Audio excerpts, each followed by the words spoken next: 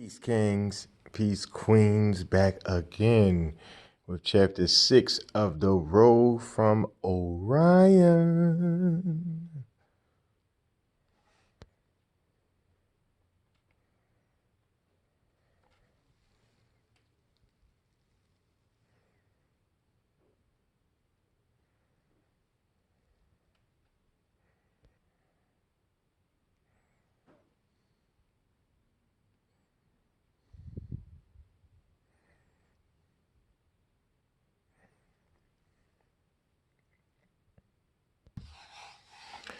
That which is fundamental truth, the substantial reality, is beyond true meaning, but the wise men call it the all. Old Egyptian proverb. Chapter 6. Everything was yellow when I woke up. There were no shades or curtains on the large window that faced east, no yellow wallpaper, only a huge throbbing sun, turning the room glaring yellow. Sweating, I stared into the pulsating, menacing heart of hatred, and it swelled hideously, then splintered into thousands of jagged teeth. Blinded by the prophecy of horror, I collapsed on the carpet, creeping out of the room into the hallway without looking back. Prostrate on the hall floor and trembling, I was easy prey for a trivia attack, and then the ghost of Brad Noel brawled in my brain. I have no sunglasses as I step into the sun. I know I did something, Lord. What could it be? A rock-steady reggae rhythm then punked out of Santeria, frozen to the floor like a captive.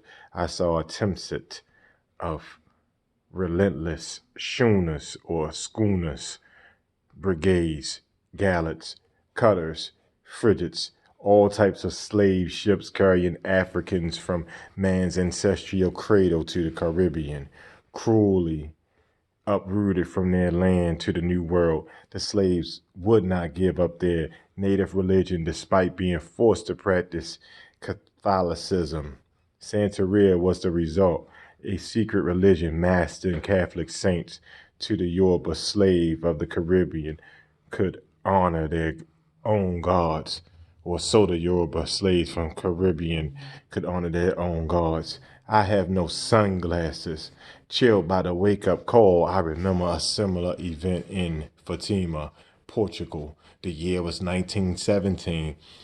It was 2 o'clock in the afternoon. Professor Almeida Garrett noticed that the sun had broken through a patch of clouds. The pearl-like disk had a clear-cut edge, was luminous and shining, but did not hurt his eyes or blind his retina.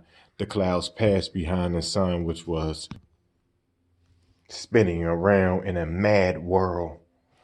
Garrett reported that suddenly people cried out in anguish as the sun detached itself from the sky and rushed at the crowd as if to crush them. The sky had darkened into a curved roof of amethyst. Garrett thought that he had fried his retina, so he shielded his eyes and turned his back to the sun, only to discover that the entire landscape was drenched in purple all the way to the horizon. He knew it was not an eclipse. The purple shadow then changed to a damask yellow and made the people look ugly and jaundiced.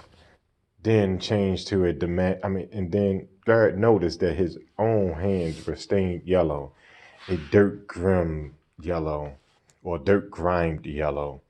I sat up and looked at my hands in relief. No yellow stain. Calmer, I stood up and went downstairs.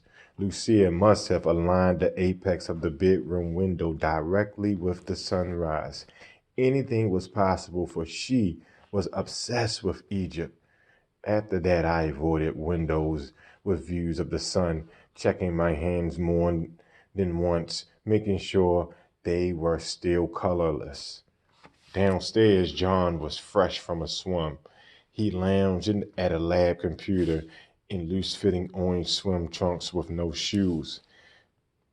They say you can wear anything with a classic Panama hat, jeans, a business suit, designer resort wear, anything. But John was wearing bright orange trunks with a hat, and he looked like a comic Charlie Chaplin minus the mustache.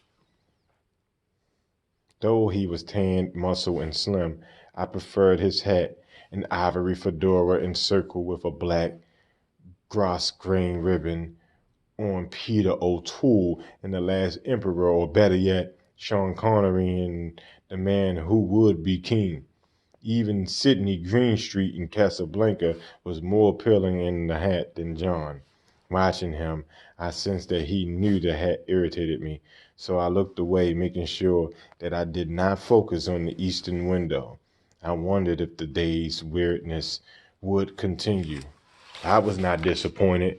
Soon John explained how a farmer named Hudson had sifted volcanic soils in the western U.S. and isolated the same elements Lucia found in her Egyptian powder.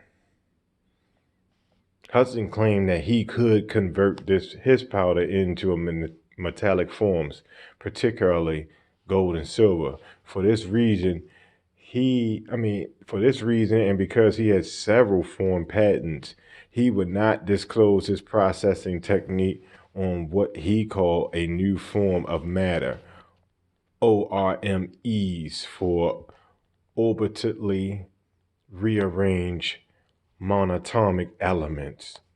Scanning a page of data, John said, Hudson claims that this powder behaves like a superconductor at room temperature.